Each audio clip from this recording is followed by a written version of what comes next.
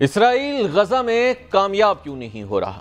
غزہ ایک جانب جل رہا ہے، عمارتیں ملبے کا ڈھیر بن چکی ہیں، ہزاروں فضائی حملے ہو چکے ہیں، لیکن سوال اب بھی زندہ ہے کہ اگر سب کچھ تباہ ہو گیا ہے تو حماس اب تک زندہ کیسے ہے؟ اسرائیل کامیاب کیوں نہیں ہو رہا؟ آج ہم ایک ایسی حقیقت پر بات کریں گے جس پر دنیا بات تو کرتی ہے لیکن سمجھ نہیں پا رہی۔ اسرائیل جو جدید ٹیکنالوجی، طاقتور فوج اور امریکہ جیسے اتحادی رکھتا ہے، وہ غزہ میں حماس کو بالآخر ختم کیوں نہیں کر پا رہا؟ یہ ایک بہت اہم اور پیچیدہ سوال ہے جس کا جواب سیاسی، سماجی، مذہبی اور عسکری عوامل میں چھپا ہے۔ اگر آپ بھی ان تمام سوالات کا جواب جاننا چاہتے ہیں تو آپ کو اینڈ تک ہمارا ساتھ دینا ہوگا۔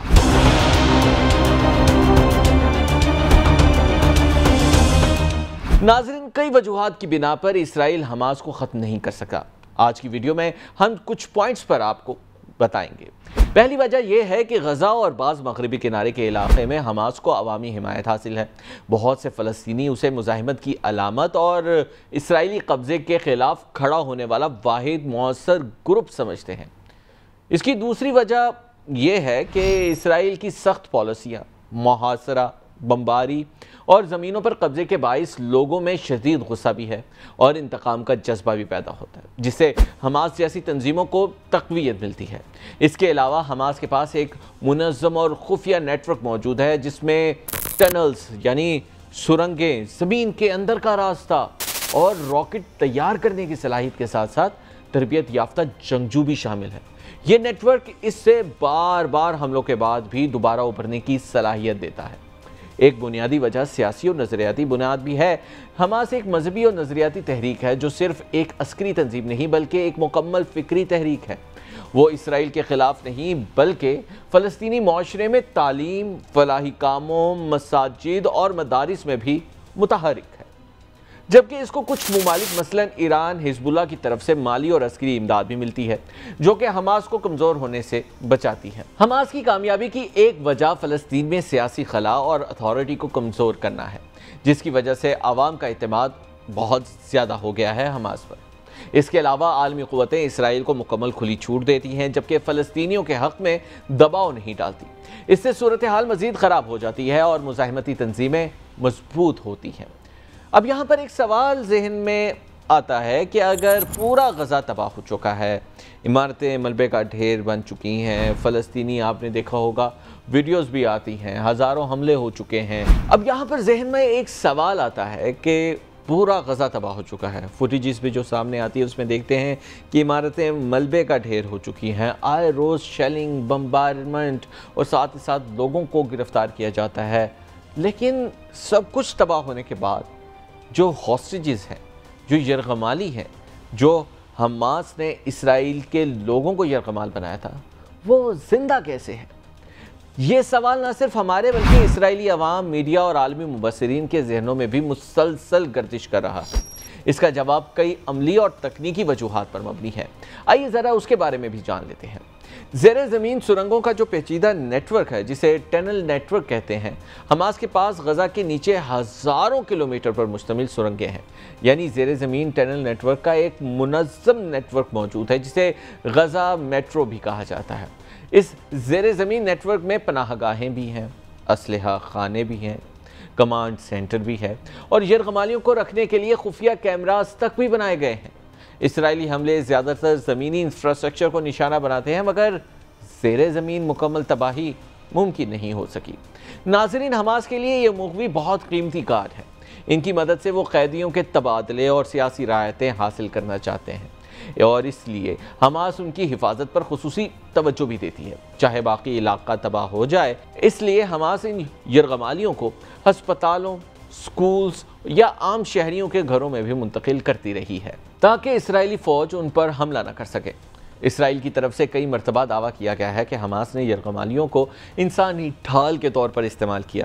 حماس کی کامیابی دراصل اسرائیل کی احتیاط اور انٹیلیجنس کی ناکامی ہے اور اسرائیل کو خدشہ ہوتا ہے کہ اگر وہ اندھادھند بمباری کرتا ہے تو یرغمالی مارے بھی جا سکتے ہیں، اس لیے بعض جگہ وہ رک جاتے ہیں یا محدود حملہ کرتے ہیں۔ اسرائیل کو تمام یرغمالیوں کا مقام معلوم نہیں، کیونکہ حماس پر چند دن بعد لوکیشن تبدیل کرتی رہتی ہے۔ تصدیق شدہ اطلاعات کے مطابق کئی ویڈیوز، فون کالز اور آزاد ذرائع سے رپورٹس آ چکی ہیں کہ درجنوں یرغمالی اب بھی زندہ ہیں۔ ان میں کچھ کو دوا، خوراک، حتیٰ کہ ڈاکٹرز تک کی سہولیات بھی دی جا رہی ہیں۔ اس لیے ہی نہیں کہ حماس ان پر رحم کرتی ہے، بلکہ کیونکہ وہ انہیں زندہ رکھنا چاہتی ہے تاکہ سودے بازی ممکن ہو سکے اور سیاسی طور پر فائدہ ہو سکے۔ حماس نے اسرائیل کو مختلف پہلوؤں سے نمایاں نقصان پہنچایا، لیکن یہ نقصانات صرف فوجی نہیں بلکہ نفسیاتی، سیاسی، معاشی اور ساکھ کے لحاظ سے بھی ہے۔ اکتوبر 2023 میں حماس نے اسرائیل کے اندر غیر معمولی حملہ کیا ہے، جسے اسرائیل کی تاریخ کا سب سے خطرناک انٹیلیجنس فیلئر مانا گیا ہے۔ اس کے نتیجے میں 1400 سے زائد اسرائیلی ہلاک ہوئے اور 200 سے زائد یرغمالی بنائے گئے۔ اسرائیلی دفاعی نظام، جسے آئرن ڈوم کہا جاتا ہے، وہ مکمل ناکام دکھائی دیا۔ یہ حملہ اسرائیل کی فوجی برتری اور ناقابل تسخیر ساکھ کو شدید متاثر کر گیا، اور اس حملے کے انسانی نفسیات اور سوسائٹی پر بھی بہت گہرے اثرات ہوئے۔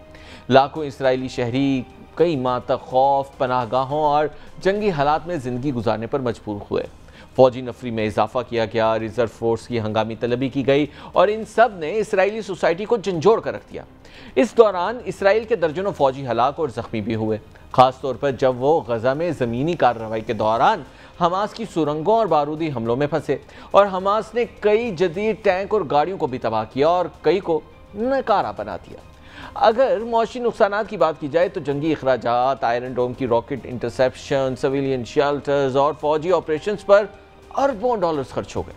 سیاحت، بزنس، سرمایہ کاری اور سٹاک مارکیٹ پر بھی منفی اثرات دیکھنے میں آئے۔ اس سے اسرائیل کی سیاسی اور بین الاقوامی ساکھ کو بھی شدید نقصان ہوا۔ 7 اکتوبر کے بعد اسرائیل نے غزہ پر جوابی حملے کیے، لیکن عام شہریوں کی ہلاکتوں کی وجہ سے عالمی سطح پر سخت تنقید کا سامنا ہے۔ کئی ممالک نے اسرائیل سے سفارتی تعلقات کمزور یا معطل کیے اور فلسطین کو نیا بیانیہ اور دنیا میں اخلاقی ہمدردی ملی۔ اس کے بعد فوجی اخلاقیات اور قیادت پر بھی سوالات اٹھنے لگے۔ اسرائیل میں فوجی قیادت، نیتن یاہو کی حکومت اور خفیہ اداروں پر سخت عوامی دباؤ آیا۔ لاکھوں شہریوں نے احتجاج کیا کہ ہمیں دھوکہ دیا گیا ہے۔ غزہ جنگ، جو کہ اکتوبر 2023 سے 2024 اور اب بھی جاری ہے، یعنی 677 دن گزر چکے ہیں، اس میں اسرائیل کو شدید ملٹری نقصان اٹھانا پڑا ہے۔ اگرچہ عام تاثر یہ ہے کہ صرف فلسطینی فریق متاثر ہوا، جو کہ غلط ہے۔ اب ہم بات کریں گے کہ اسرائیل کو عسکری لیول پر کتنا نقصان اٹھانا پڑا۔ اکتوبر 2023 کے بعد تقریباً 630 سے زائد اسرائیلی فوجی مارے گئے ہیں۔ 2024 کی رپورٹ کے مطابق کئی فوجی زمینی جنگ میں مارے گئے ہیں، کئی بارودی سرنگوں کا شکار ہوئے ہیں اور کئی حماس کی زیر زمین سرنگوں میں پھنس کر مارے گئے ہیں، جبکہ یہ اسرائیل کے لیے پچھلی تمام جنگوں میں سب سے زیادہ فوجی نقصان بھی ہے۔ یعنی اگر بات کریں لبنان 2006 کی، تو اس جنگ میں بھی اسرائیل کا اتنا نقصان نہیں تھا اور زخمیوں کی تعداد 3500 سے زیادہ نہیں تھی۔ ان میں سینکڑوں شدید زخمی ہیں جنہیں مستقل معذوری کا بھی سامنا ہے۔ حماس نے جدید RPG، IEDs، ATGMS anti tank guided missile اس سے حملے کیے ہیں، جس کے نتیجے میں درجنوں ٹینکس تباہ ہوئے ہیں یا بری طرح متاثر ہوئے ہیں۔ بلڈوزرز، APCs اور گاڑیاں حماس کے حملوں میں تباہ ہوئی ہیں۔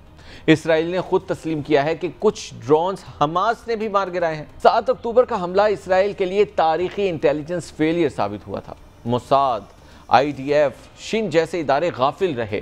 حماس نے بغیر کسی رکاوٹ کے عسکری بیسس پر حملے کیے اور فوجی قتل کیے اور اسلحہ چھین لیا۔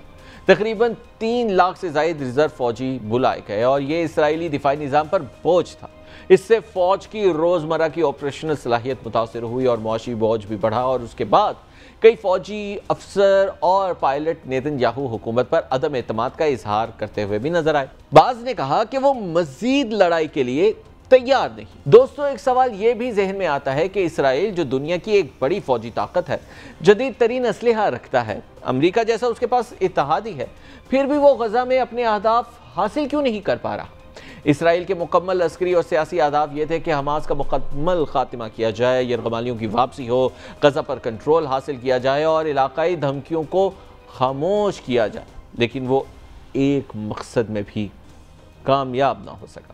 حماس کا مکمل خاتمہ نہیں ہو سکا اور اس کی وجہ ہم نے پہلے بھی بیان کر دی کہ حماس نے زمین کے نیچے غزہ میٹرو جیسا سرنگوں جیسا ایک جال بچھایا ہوا ہے جو کئی 100 کلومیٹر لمبا ہے۔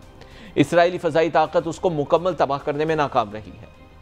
ناظرین، حماس جنگجو روایتی فوج کی طرح نہیں لڑتے بلکہ چھوٹے گروپس میں ہیں، اچانک حملے کرتے ہیں اور پھر غائب ہو جاتے ہیں۔ اس گریلا وار طرز سے اسرائیلی فوج کو نقصان ہوا ہے اور وہ فیصلہ کن فتح حاصل نہیں کر سکی۔ اسرائیل نے زمین دوز کارروائیاں اسپیشل فورسز اور بمباری کے ذریعے کی، مگر حماس نے بار بار یرغمالیوں کی لوکیشن تبدیل کی۔ کئی بار اسرائیل کے حملے خود یرغمالیوں کی ہلاکت کا سبب بنے، جیسے کہ رفح میں حملہ۔ یہ معاملہ اسرائیلی عوام کے لیے بھی سخت مایوسی کا باعث بنا۔ اسرائیل غزہ پر مکمل کنٹرول حاصل نہ کر سکا اور اسرائیلی فوج نے کئی بار غزہ شہر، خان یونس، رفح میں فوجی داخلے کیے، مگر وہ کسی جگہ رکے نہیں، اکثر علاقہ خالی کر کے واپس جانا پڑا۔ عوامی مزاحمت، بارودی سرنگیں، حملے اور عالمی دباؤ نے انہیں پسپا کیا۔ عالمی سطح پر اسرائیل کی ساکھ خراب ہوئی۔ ہزاروں فلسطینی شہریوں کی ہلاکت، بچوں کی لاشیں، ہسپتالوں اور اسکولوں پر حملوں کی وجہ سے اسرائیل کو عالمی میڈیا اور اقوام متحدہ میں شدید تنقید کا سامنا ہے۔ کچھ یورپی ممالک اور عدالت انصاف نے اسرائیلی رہنماؤں کے خلاف جنگی جرائم کے مقدمے شروع کیے۔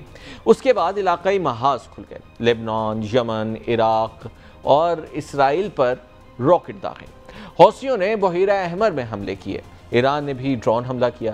اسرائیل ایک وقت میں صرف ایک محاذ سنبھالنے کے قابل ہے اور کئی محاذوں نے اسے الجھا کر رکھ دیا، اور اس دوران اسرائیل کے اندر سیاسی بحران نے بھی سر اٹھایا ہے۔ اسرائیل میں نیتن یاہو کی حکومت پہلے ہی بحران میں مبتلا تھی۔ 7 اکتوبر کے حملے نے عوامی اعتماد توڑا، احتجاج شروع ہوئے، استعفے کے مطالبات سامنے آئے اور فوج میں بھی اختلافات ہونا شروع ہو گئے۔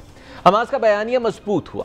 حماس کو فوجی شکست تو ملی، مگر اخلاقی اور نظریاتی طور پر وہ اب بھی زندہ ہے۔ فلسطینیوں کے لیے وہ اب بھی مزاحمت کی علامت ہے۔ اسرائیل حماس کو دہشت گرد کہتا ہے، مگر عرب دنیا میں مظلوموں کے محافظ کے طور پر اسے مانا جاتا ہے۔ ناظرین، 7 اکتوبر 2023 سے 15 جولائی 2025 تک تقریباً 677 روز ہوتے ہیں، یعنی 1 سال 9 ماہ یا 7 یا 8 روز بنتے ہیں، اور ان میں 58,000 فلسطینی مارے گئے ہیں۔ روز 677 لاشیں اٹھتی ہیں۔ اس کے باوجود اسرائیل پیچھے نہیں ہٹ رہا اور حماس اسرائیل کے قابو نہیں آ رہا، اور حماس اپنی جڑیں مضبوط کر رہا ہے۔ جس طرح سے غزہ کے اندر ٹنلز مضبوط بنائی ہوئی ہیں، ہر طرح کا بوم استعمال کیا، لیکن حماس مر نہیں رہی اور موویوں کو بچا کے رکھا ہے۔ تمام عالمی ماہرین اور دفاعی امور کے ماہرین کے ذہنوں میں ایک ہی سوال ہے کہ کیسے؟ یہ ہم نے آپ کو بتا دیا۔